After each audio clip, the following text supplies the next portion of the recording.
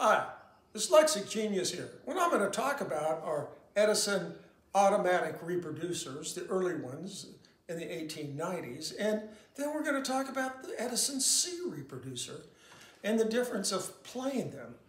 This is an automatic, and this is what they look like.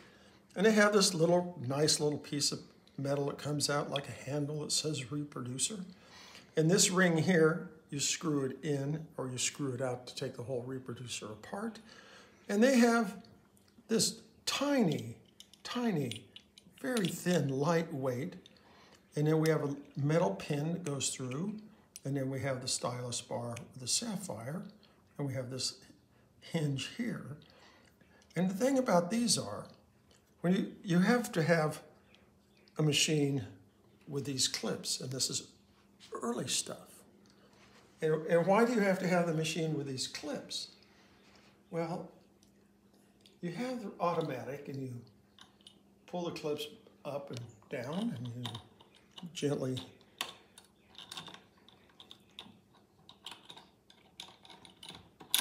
insert it. And then you have this little knob on the carriage. And I bet you didn't know what that was for. Well, when you play your brown wax, say this is my stylus, and this is the cylinder.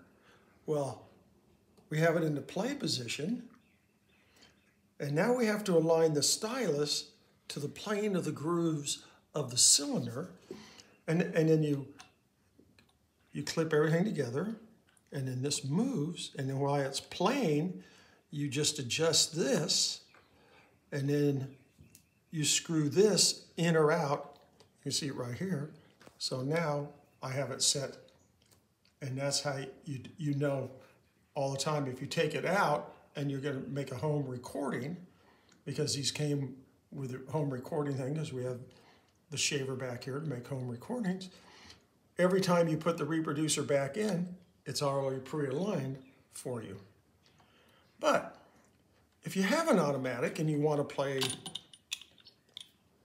the brown wax, but you have a later Edison, like this gem, but all Edison machines, we have the same design carriage. The reproducer pops in. We have that little cutout at the top, which fits that little pin right there. And we come up and we go, you line this up, and you just tighten that down. Very easy to align everything up.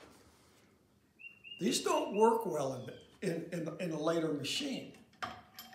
So now you're going to try to force in an automatic, and it won't fit because we have this little pin here in the way.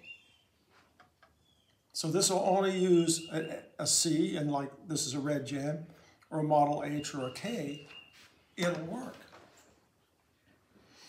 So what happens with people a lot is they have an early machine with an automatic and the little handles, and we got it all in, and we hope you aligned it for the playing. Then they put on a 2-minute black wax. Well, the poor little automatic weight here does not have enough downforce of the weight, because the weights move like this. It doesn't have enough downforce to shove the stylus into the record. So you're playing this and you go, oh, this sounds great, and then it's going, and it starts doing this. And what happens is, this is my stylus, and we're playing the record, and the weight doesn't have enough force to push into the black wax, so the weight's doing this. It's like Woody the Woodpecker. But when you put in one of these with a heavier weight, it'll work. And the nice thing about the C's, they will fit in here. So let me show you.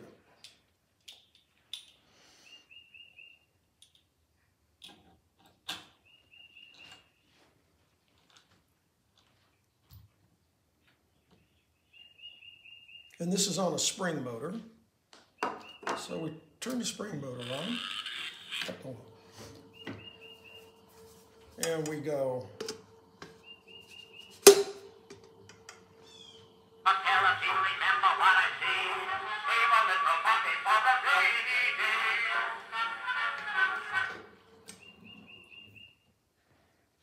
Now I know I just told you that it wouldn't play a black wax.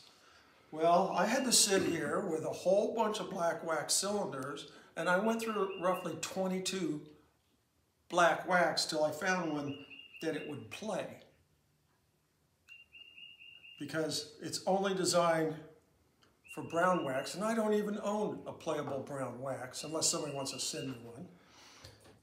And this is the whole story. So then if you take this out, these both have copper diaphragms in them. Originally,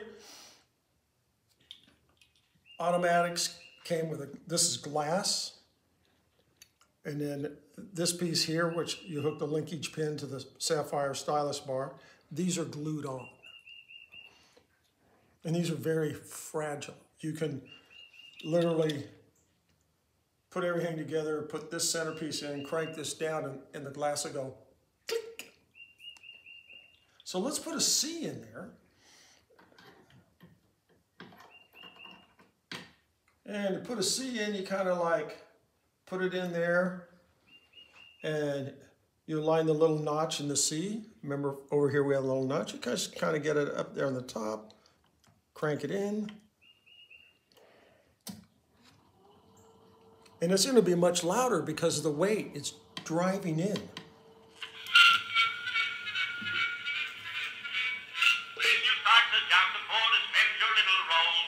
Everyone will see that you're a jolly good old soul.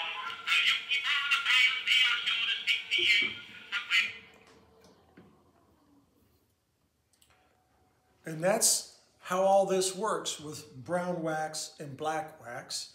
And you also have to remember, when you look at the brown and you look at the black, you can barely see the grooves of the record on the brown, but you can see the grooves on the record on the black wax. And this is the difference.